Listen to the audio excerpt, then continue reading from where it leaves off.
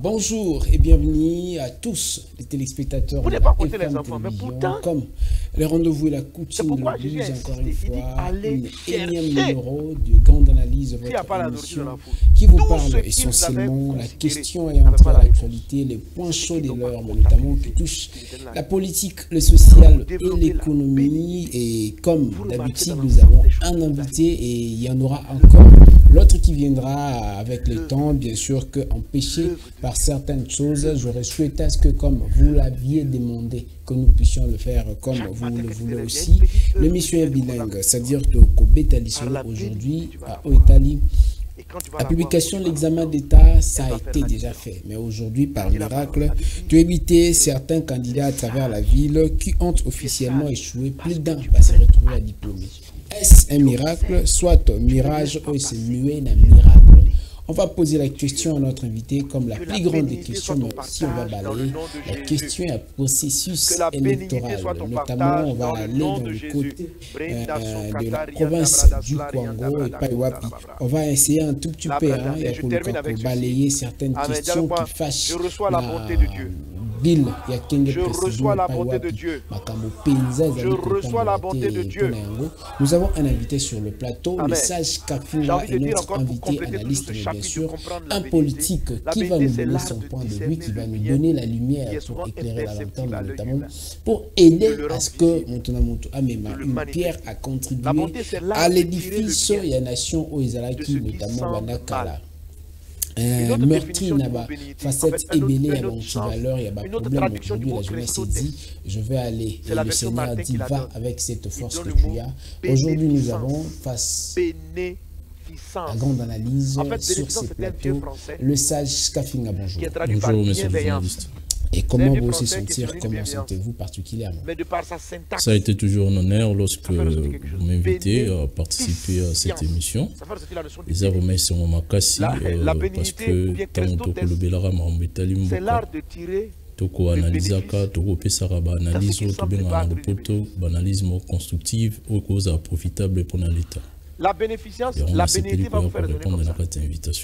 Donc, la moko ya moimboka, vous avez pensé na respect, c'est-à-dire la presse, mais notamment en ce qui concerne le téléspectateur et la population congolaise qui mange notamment au bas disséminé à travers le pays pour na opesa makanisi na obiso pesa nous a biso ya mbao de la cadre parce que la lumière éclaire pour na débattre pour décortiquer peu qu'on soit makanisi na o Italie diplôme de publication examen d'état. Tu vas remarquer qu'il y a une petite lumière et qui te donne l'orientation. Bon, pour nous, comme on peut parce que la bénéficence ou la bénédiction, c'est là où voir la lumière quand tout est sombre.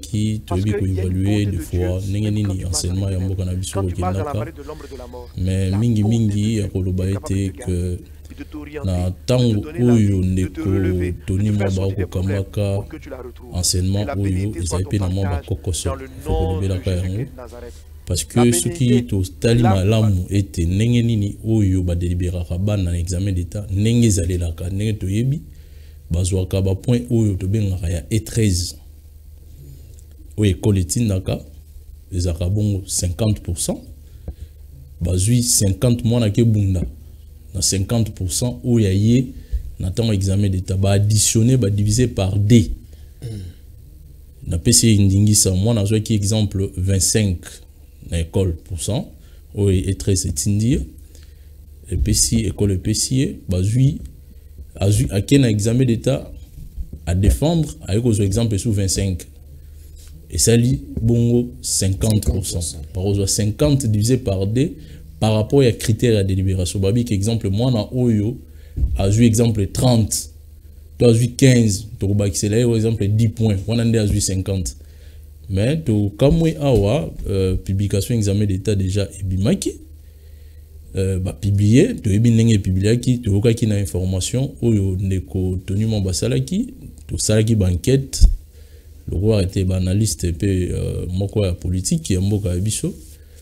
Inspecteur bayo baza chargé à corriger examen d'état ba corriger examen d'état on a té to ko mona gende ko toni moi ba ke bengisa moi équipe na yemo na nenga bukutu oyo ba inspecteur ba yebité ba ke corriger examen d'état ezana ba rétablir essentiellement oyo pa iwapi associé à recruter ba correcteur et ba na pas ba inspecteur et puis ba ngonde ba ko quitter pas ba informaticien pour l'auto comment le système informatique ba nani o ba sengeli ko recruter ba inspecteur bien sûr mais yango na que ce bateau ba nga ba recruter ba inspecteur ba zaki na grève de bien ah OK oui mais grève ici là qui bandaki depuis combat jusqu'à aujourd'hui on va réclamer bah d'une à bango spécialement quitté depuis correction examen d'état passé jusqu'à présent spécialement raté ndeko mopanzi sango soto lobaka ezai pona to bongisaka soki to lobité mboka pe ko tambola malamu na opesa ndingisa bandeko oyo basalaki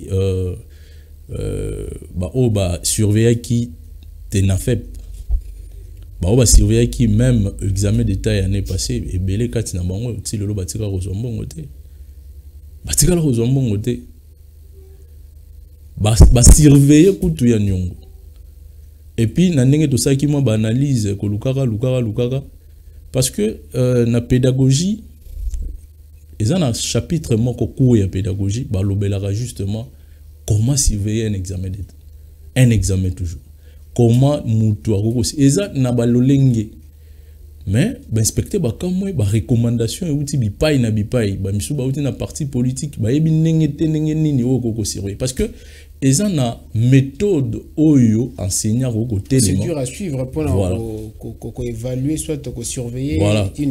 Année passée na ko yebisa bino ya solo to saki enquête na ba centre oyo bazo tinda batu oazaka kuluna oazaki soki ya chargé à soki ya nini ya partie songolo pakala aro ke ko surveiller examen or que ba enseignant o ba tangeli comment surveiller examen ba on va za quitter enseignement mboka na biso ezana mambo ebele ekosenga réforme siko yebisa totuna ndeko mwana oyo atali résultat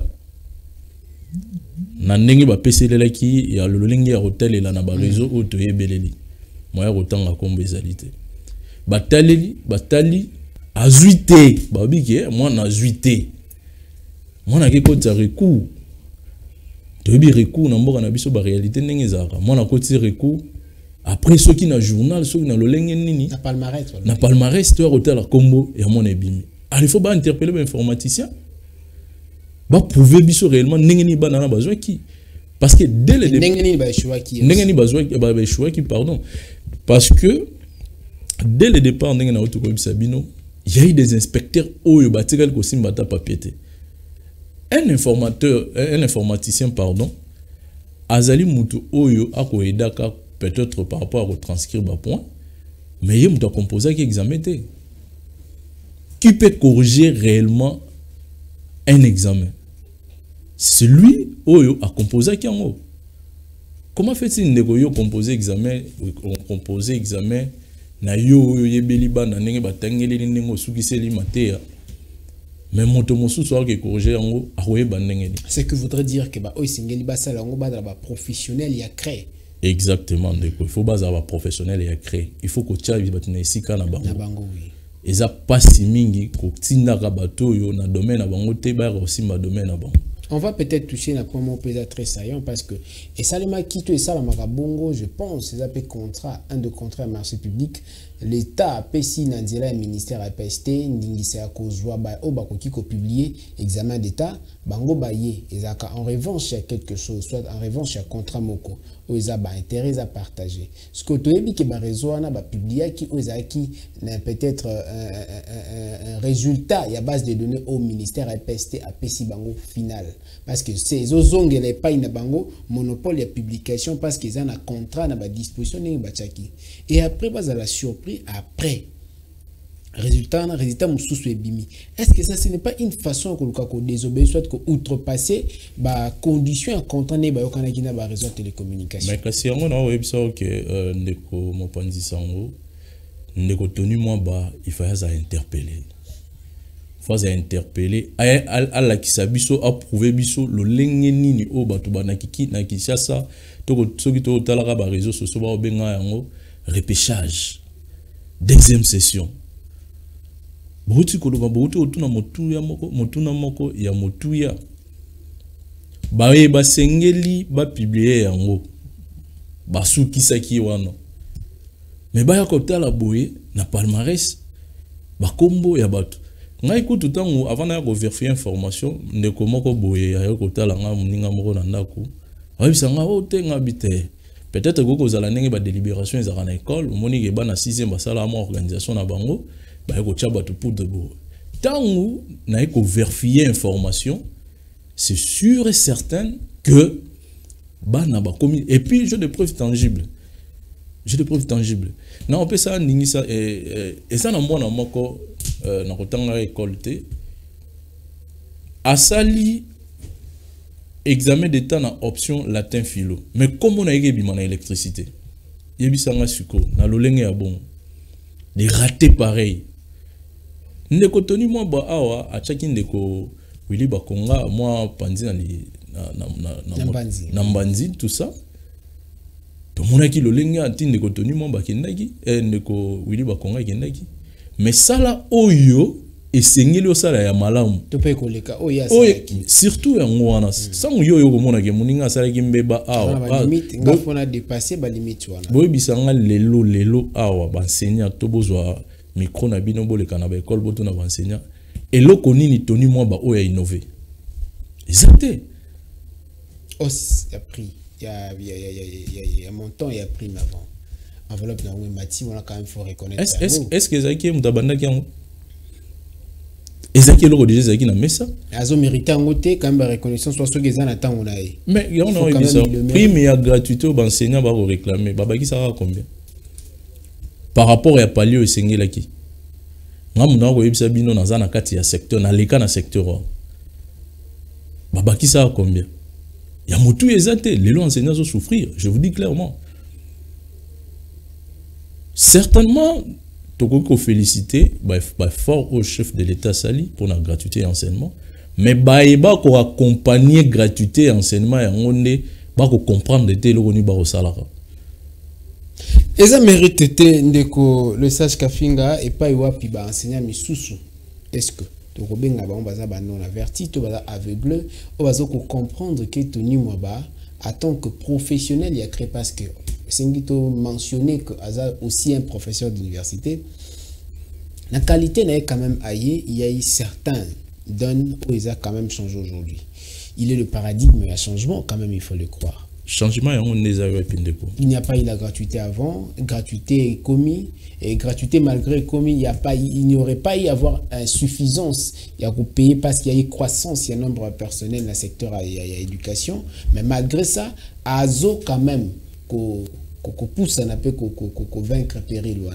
Non, kozonga na propos na ngana auto retenir awa na auto ebisabino que volonté applicabilité à gratuité et enseignement et outaki et pas ya wayambo ngana benga ya wayambo. Mais c'était aussi une promesse Félix Antoine Tshisekedi président de la République. Ça a été promesse. Voilà. Problème est zanini chef de l'État a na vision na tolobaka eloko et sike sengeli litoloba. Azana vision na ye ya kokambara mboka. Mais baeba ko accompagner na vision wana ebele ba ko kokaka te.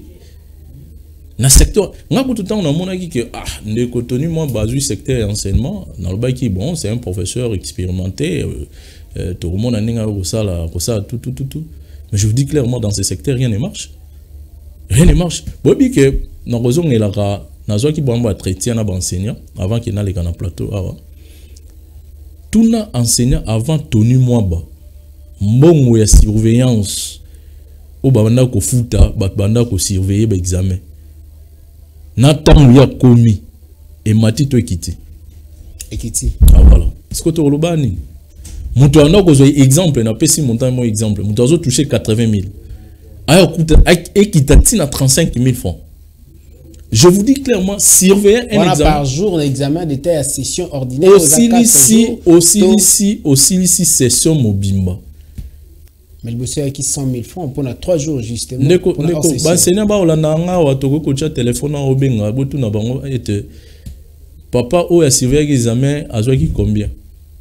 Parce que ceux qui mon doit surveiller examen au ko futara bien té borolo banine et là on est quoi corruption tricherie et kokota bana ba kokota na ba téléphone si maman 2000 si maman 3000 to yebi nengeza et puis yana ba musu o ke bibité ba école musu ba ko zande un examen avant même examen ça monsieur peut ba regretter qui résultat qui a bangoté na école lycée Boyokani oui lycée Boyokani ba tali ba bon yamo na bizi bino école ko ko yeba résultat ko za été parce que to me un peu ko vendre ici kawana lycée Boyokani et d'autres écoles ba fustiger qui peut ba critiquer qui vraiment résultat o ebimaki koloba ki te o za résultat bisoté oui bisa biso le lobiso to mon fait tozo lobela yango bango aloba ki yango pe avant tant ba résultat ya ki publié sikoyo pour être franc et honnête c'est là au monde mboka on peut donner la raison à qui et tort à qui voilà parce que liboso to boya ki yango ki non ba raison te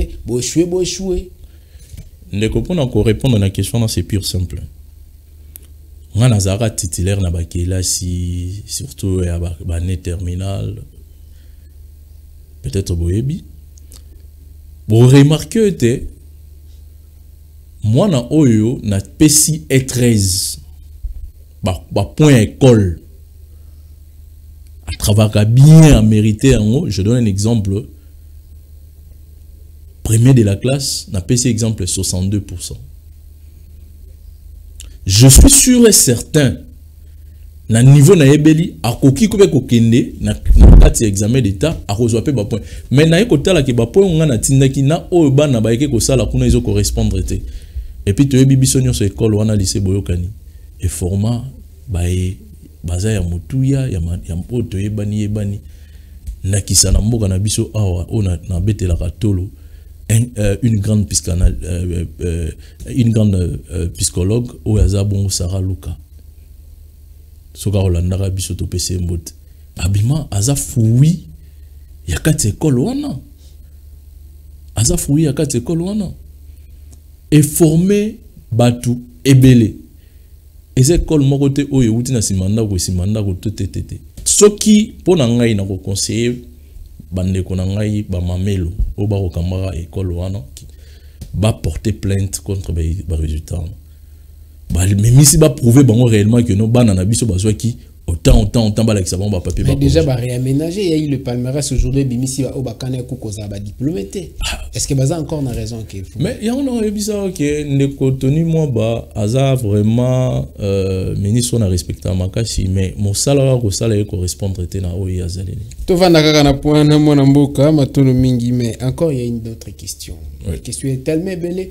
Les téléspectateurs nous ont écrit et ont demandé c'est la même question que face à vous tout ça quand même na autorisation puisque vous êtes quelqu'un oyo afin d'ici quand même matière wana pe en dehors et Rosala un grand politique de surcroît en fait est-ce que publication oyo outi ko bima lobby awa examen d'état toki ko benga yango eza erreur matérielle et Centre national de la correction puisque là on doit parler de l'informatique il y a les aléas techniques où on doit réellement dire que c'est un aveu de chèque pour le ministère de l'EPST. Moi, je peux parler d'abord, je prends le deuxième point de vue là, que vous venez d'évoquer. Un aveu de chèque. Exactement, ça c'est un, il faut qu'on nous tout reconnaître en haut, parce que c'est inexplicable. Inexplicable, bah oui, bah c'est bah corriger, bah zate. Yo, au kangi batu, nakati ya bureau pendant 2 semaines. Ba koki ko recruter bateau ba ko sala musala na po ba briefer bango bazate beaucoup de informaticien qui on a émission un compositeur examen tout court yene muta ko za correcteur parce que ba pourquoi tu as corrigé ata la réellement s'assurer que corriger on a la côte ici et ils ont correspondre na o machine azo pesanga ba résultat ça c'est un erreur matérielle. Je crois bien que qui peut vous lier na fiche à centralisation à point qui peut vous lier la codification qui peut vous lier peut-être la transcription d'autre part est-ce que tout ça peut toujours laisser incomber cette responsabilité à la tête d'un ministre erreur matérielle on est sur 100% de 10% Mais où il y a matériel, où comme on a 50% peut-être, tu as bien matériel. Tu as bien matériel. Ce qui est l'eau, tu as réellement niveau où il y a enseignement et mbo cannabis et kotambolaka. Est-ce que réforme nango pena izaleli? Tota komeka ba yuta ko sala mo enseignement de ba o to bengi bana ya 7e na 8e. Est-ce que suivi et évaluation du système en ezara? Ba l'équipe ba biso que non voilà 2 ans yango 3 ans yango banda to bandaki système ya 7e ou 8e. Tala ba retomber nango ezaboye, tala ba bien fait nango ezaboye. Nani oyo akoka ko rendre compte nango? Parce qu'il y a une méthodologie. Parce qu'il y a une méthodologie par rapport à ce qu'on attendait avant. Il y a aujourd'hui la construction des écoles. Les lots, on peut aussi parler que la majeure partie des filles qui n'ont pas peut-être eu la chance, faute de moyens de parents, les lots ont regagné le chemin de l'école. Mais je ne parle pas de parents ont été allégés par rapport à la tâche peut-être journalière ou quoi que ce soit. Non, je ne parle pas de la forme. Je parle du fond. Bana baroko à gratuité enseignement baza 1000. Mais le fonds est réservé aux inspecteurs. Mais c'est ça ce que moi je dis. Mais qui est chargé de contrôler tout ça, de coordonner tout ça? C'est pas le ministre. Déjà l'enseignant fait l'évaluation, le préfet d'études soit encore le directeur. Non, je parle pas des évaluations en tant qu'examen ou qu'on sort des interrogations. Non, je parle d'évaluation par rapport à la nouvelle méthodologie. Oui. Une méthodologie spécifique, il y a 7e na 8e. Ah, cycle d'éducation terminale de base. Non, on peut ça ndingi ça. On déconne secteur en ezana na boulou yeki. Ne bato ba biso to. Ah ça aussi. Bon bi que bana auto ko ça la test ya cycle d'orientation. Cycle d'orientation c'est qui inspecteur, bato ba ça ba OSP, ba ebi, ba tangela ngona mingi na IPN. Bah écoutez-là, moi na oyo aza makasi na maths, moi non aza makasi na physique, moi kasi bac inspecteur, to ba conseiller pédagogique, ba bengi libota. To moni moi na oyo na ndenge to pesi test. D'ailleurs test en ezaka bandaka là, c'est catholique. Oyebi ke ba futela ngombongo.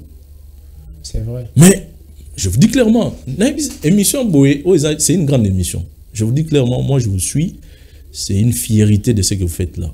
C'est une grande émission. Na OCP la kabo initié à ta téléphone, tout chaka mambo to kolobaka, to correspondre en na ba réalité. Opinion publique ezana. Boche test ya cycle d'orientation. Ba par frais de participation. 50, 60 000 tout consort. Mais moi na longwe na 8e poids qui n'est dans humanité. Mais à ta rapport au brevet, il y a pas un certificat, je peux appeler ça. Bapé ça mon awabi que non, papa, parent, biso ba conseiller pédagogique, to besi totaline moi na bino nenga saiki, mais to préféré, c'est ça le problème. Il y a moi comme on a moi na mususu, à cause ça l'option moko songolo pakala, na université qui a ça qui option moko ya littéraire ou tout consort, il y en a beaucoup de na polytechnique. Parce que de le bas âge to zangi réalisme il y a résultat oyo to bengi. Est-ce que ce n'est pas aussi une façon de perdre approche par compétence pour nous dénicher soit ko bimisa les meilleurs et enfants de manière que a suscité vraiment vraie valeur en tant qu'utilité dans la société. Voilà. Mais c'est quoi d'abord l'objet même de l'éducation? De contribuer oui, ça rend l'homme utile dans la société. Mais pas mouta comme étude dans la société, et ça n'a pas marche oyo mouta ko sengeli à l'andelela. Maintenant oyo bisaka yo na pesoka ndingi samoko o ndeko tonu mo ba osala. Ce que wana to loba isa escroquerie toté. Tant na loba ke ndeko tonu mo ba. Na ça li comme moko te particulier na ye meto loba mambo estelima. Ah, ils ont point de vue en tant que citoyen. Ba oyo ba sengeli ba contrôler pardon ministre le pouvoir exécutif, ils doivent les parlementaires, ils doivent convoquer, interpeller même le ministre. Ça c'est sûr. Il doit être interpellé. Yo ça si test moka mobima ba parents ba petit ba pesi mbongo ya cycle d'orientation, test à cycle d'orientation. Mais bana ba tout ça ça inscription. Nenga na utu ko bisa bino. Bosa ba enquête ba parents ba kolela. Ah test na ko tekenate. Ah moi pareil mo ko imposé. Yo na mikolo na moni informatique na mokile ko mo sa kenen informatique. Yo kenen anglais, yo kenen na bo sans pourtant ko yoka conseil ya moto esengeli ko pesa pour orienter mon. Il y a deux questions majeures. Moi na mboka les sages kafinga parce que vraiment ça fait mal hein. La question choque devant l'opinion publique, mais c'est nécessairement ils ont sauté Missou. Il y a une histoire qu'on ne pouvait même pas imaginer. Vous êtes, je précise, de l'union sacrée. Oui. Mais il y a un point majeur. Le ministre de l'enseignement aujourd'hui que vous critiquez, comme tout autre Congolais bien sûr, par rapport au fonctionnement et enseignement les lots, par rapport aux résultats, Azaki na collimateur il y a IGF. Bien avant déjà, peut-être qu'avant Obeta Masolo ou Tikoloba. Et peut-être qu'on a ça la sujet pour que fonctionnement tout ça n'a pas critiqué afin que Aïba Kozana ba mesure ya ko rendre compte ya malamu devant ba législateur, devant ba parlementaire, mais devant aussi population et PC Moussalawana. Malheureusement, la démarche empêchée par le chef du parti au pouvoir. Un des piliers de l'union sacrée. N'est-ce pas vous-même qui parfois ternissez l'image du chef de l'État et qui mettez en mal les différentes réalisations et à mandat naï? Neko question na vraiment motuya na nga ko répondre mingi na question na bisiga banso na le kakabaro tuna ngai. Wayambo, ngana obenga mikolo Wayambo, Pierre Otikala Wayambo, le président de la République Félix Tshisekedi. Wayambo ya boketute. Ya Wayambo ya mboka. Ya za Wayambo te c'est quelqu'un dans un nom instruit allons-y, il y a une question qui est sur la bon, au fait et ça pourquoi on a quatre églises. Union sacrée à quoi église? L'église il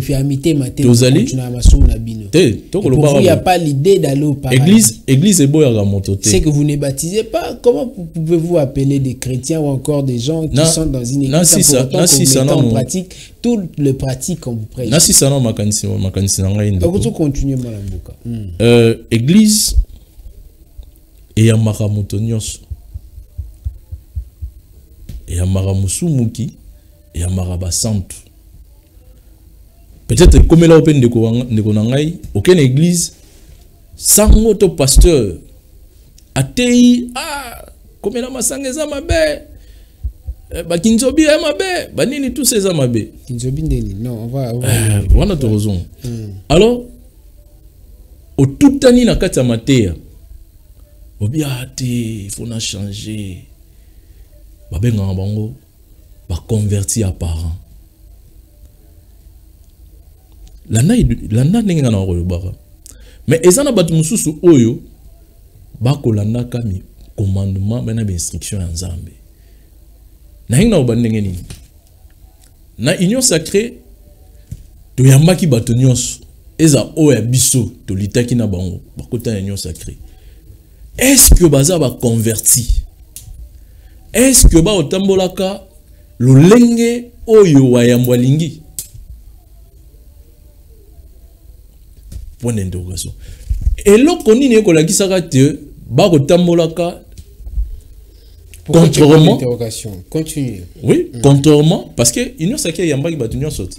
Biso to yamba batunyo. Chef de l'état za mutumo malamu avoir un homme comme Félix Antoine Tshisekedi ndeko wangai. Kotika mutuna mabe na epe ko mona ya sala mabe yango zo continue peut détruire baninga na ko za muté malamu. Kasi yango to lobaka na tant que doit otéra ba otéra na so quelqu'un na idée ya ndako Nzambe te pour petit paradigme important hein tant que doit otéra ba wana faut quand même to illustrer tant que otéra to loba en fait où exister bo changer mitema bo bongola bo yabo yoko bongola raté et c'est quand même ça na li convertir à parents de nani nabi ba misusu ba convertir à parents convertir à parents zanani oyo aza pemé na chef de l'état Azos en apparence le rôle soutenir chef de l'État mais dans secteur où ba pesi opportunité tambola azo kokakosa le loko chef de l'État lingité ils ont pas la vision te Kabola sorte topé typologie à Batouana pona yo oki koloba ba o baza ba converti à parole eza ba o ba ye na kati ya barka union sacrée to ba o bazwi likanisi depuis chef de l'état azwi bokondi pe ko accompagner problème ezanine union sacrée za ki boy vision chef de l'état na okene kana idéologie ya église ndako nzambe soki nge banda babetaka nani ngonga toyebi biso touta na ba paroisse Mathias touta na ba paroisse Saint-Adrien consort bakobetaka ngonga ngba batu bakoya pona koyoka oyo nganga nzambe akoteyaka mena ba beta ikelelo abeta ikelelo pona oyamba batamodele nyonso apekisa mutu tana tana sabino aza cadeau oyo nzambe apesa biso na kati ya mboka pona ba obazo souffrir cadeau ane ko kiko koma nini seno bino souffrance na secteur nini tant de ba souffrance mboka nyonso bona mboka nyonso souffrance ezali na mokili on a une question moko o ezali justement ko illustrer penser nanga éducation la pierre angulaire nécessairement o simbi mboka pona développement na yango mais ezali ko loba mandinga mabe ki réussite ya bana kelasi o bazui bazalaki na kelasi o bazui lelo ezoko paraître lokola diplôme moko préfabriqué ezali ko tia na mabe éducation lolenge za menacé pona basusu c'est déjà une menace sikoyo cadeau wana ko kikoloba onza mamemi to apesi mboka eza lolenge oyo to eza lolenge ko kikoyanola mbala moko na motuna na ngai ouais na ndenge utu koloba wana ezali vraiment question malamu tango to loba que nga oyo na oyebisa ona za na union sacrée na za na IDPS Tshisekedi tozana bandeko batoni mwa bawana biso to lobaka boye tokenda de gauche à droite te osungana kate mwana mbo mais tant to osungana mabe siko so to le kakeke non tozo féliciter on eloko zo sala de nga na koyebisa ka yo que to beti sete que ndeko toni mwa basika ko sala musala ekotambola ka bien te tala bat ba secrétaire général ya IDPS Augustin Kabuya ye mutando mara ministre asangi simbote no ba ko jipe ko sunga bango la tine été o ya mabe e ba kolongwa parce que Paul ba oki ko sangisa yango na molilité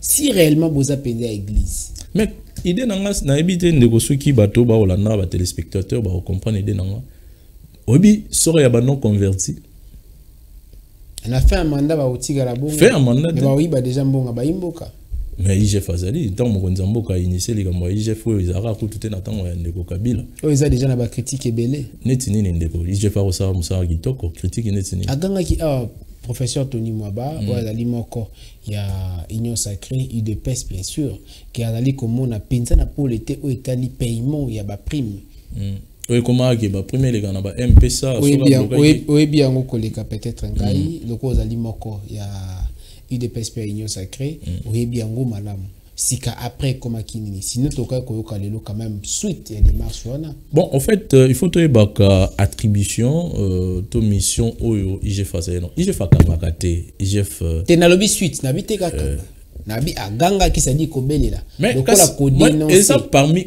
exact et ça parmi ba mission na yé ba objectif na yé à atteindre ya go ganga azu dossier apesi na baki de droit.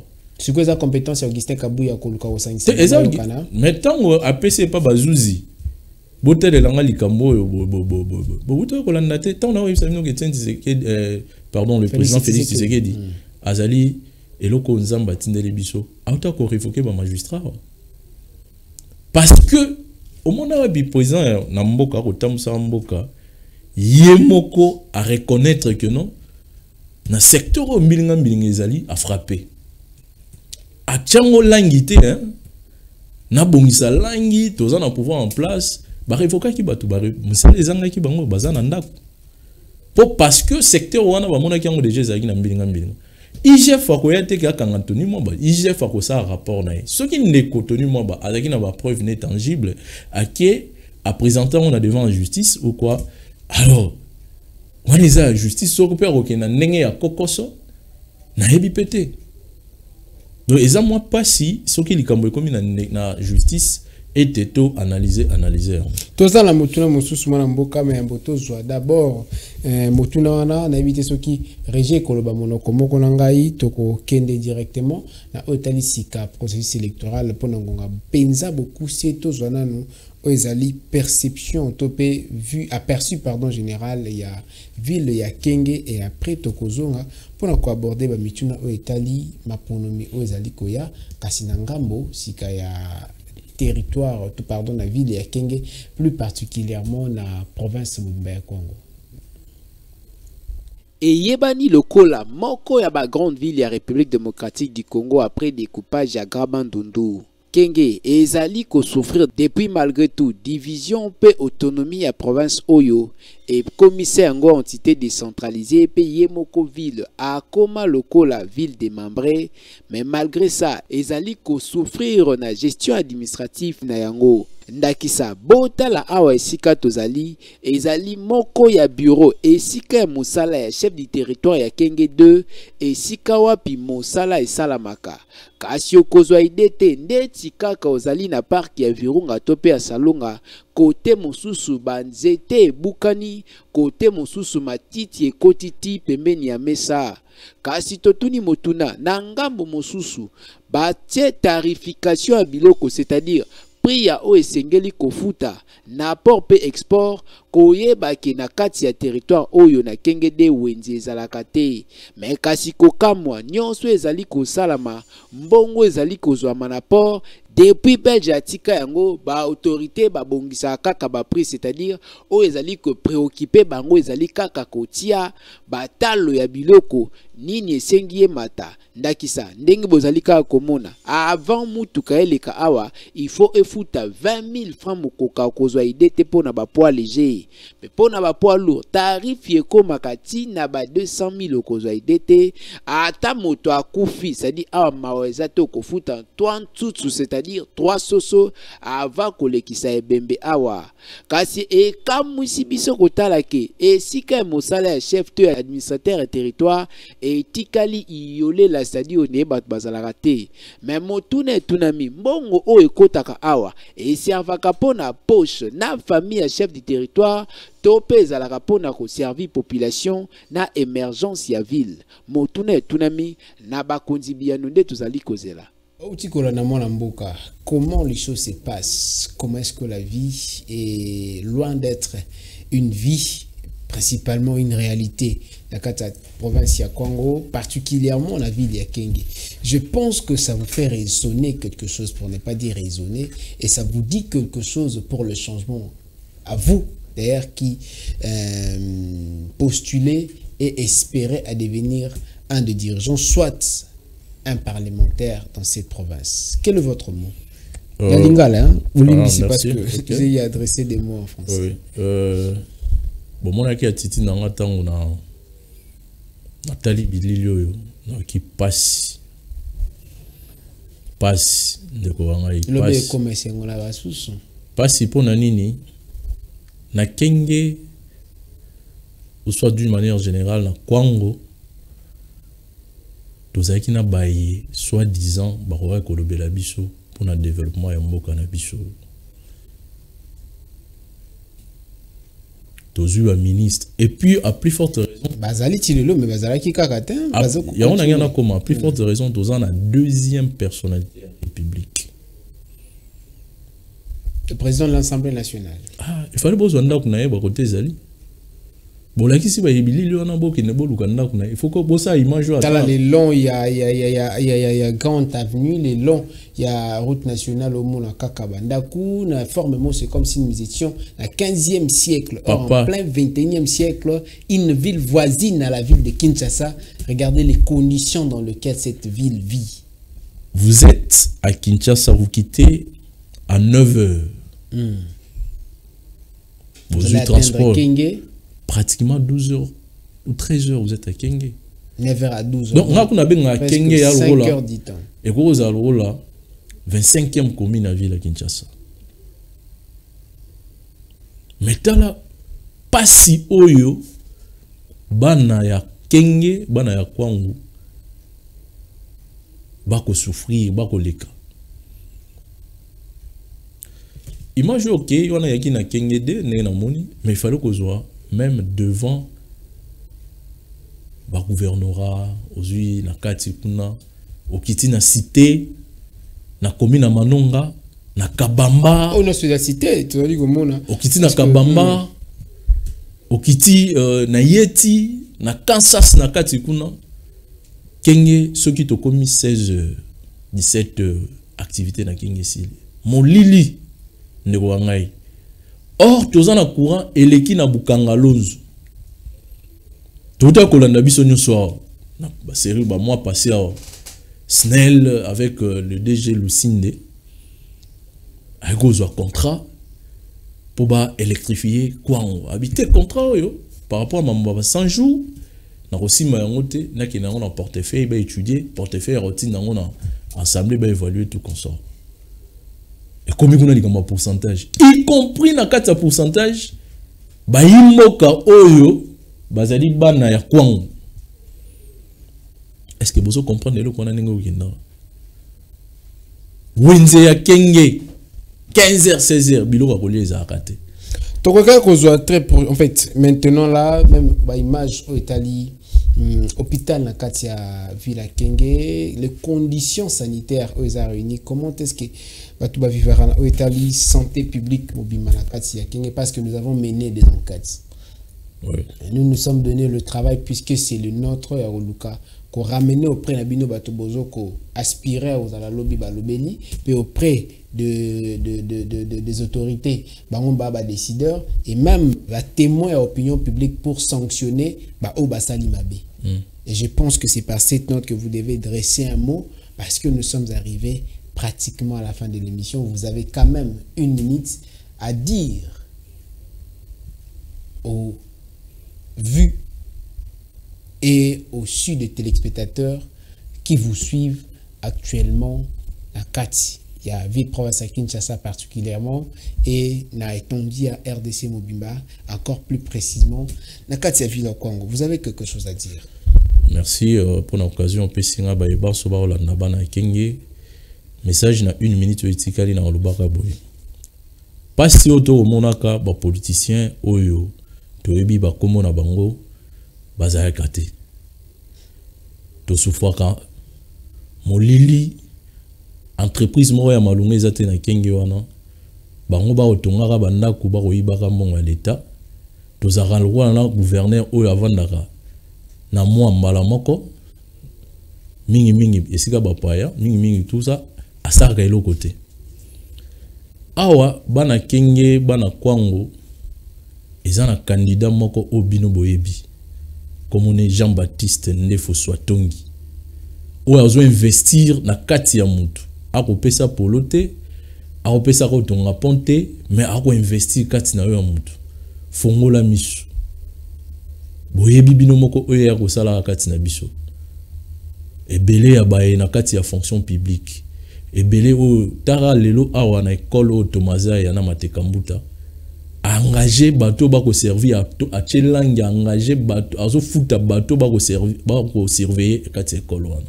aza un grand leader ba wana nyonso to yebi wana ya kingandi o to mekara ya kingandi o mwana ya nani ba sele biso le côté et puis moko ta vanda kana biso kuna ba nyonso ba ko ila intérêt na bango. Je suis sûr et certain na décembre awa tant élection ko dara to ko sanctionner bango ko banana ba député nyonso oyo ya Kenge oyo ata di moko batikali ko voter te provincial ko banda bango tout tala to ko yela bino image ya sika oyo za bongo Jean-Baptiste Ndefo Swatongi ingalitaire qui sengele kitata. L'amour du pays me dévore. Ça doit aussi être la raison. Je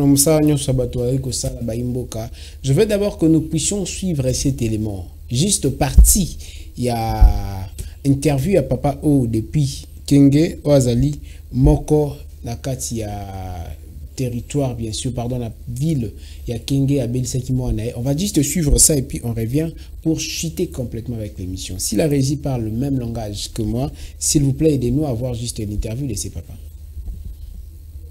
Ezali na ba difficulté ebele awa to se focaliser ki nanu na o etali santé po soki to koti na makambu mususu ki adiki beni boye kitoko te bosala musala ya malamu pona kosunga chef de l'état boye ezali nde mabe makasi boye bele Merci beaucoup. Je pense peut-être que le rôle a déjà télévision à Katan et permettre de sauter tout ça. Justement, Karamalobane et Togozoango. D'ici là, je pense que c'est la même chose que nous pouvons vous dire. Aimons d'abord le Congo, ensuite les Congos et enfin les Congos. Cette émission est terminée. La suite au prochain numéro. Bonne journée chez vous. Merci.